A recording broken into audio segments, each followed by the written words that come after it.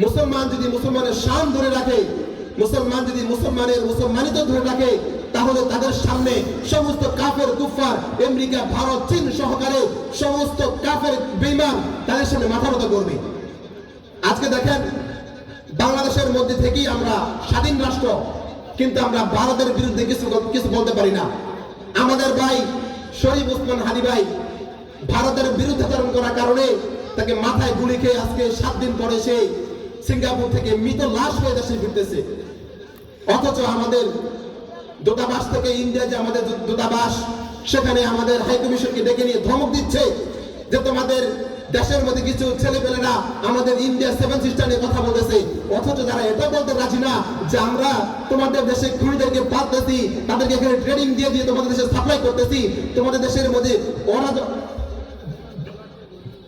তারা আমাদের দেশের মধ্যে এসে বিশৃঙ্খলা সৃষ্টি করতেছে, এটা তাদের কোনো যায় আসে না। কিন্তু তারা এটা যায় আসে যে আমাদের বিরুদ্ধে তারা কেন কথা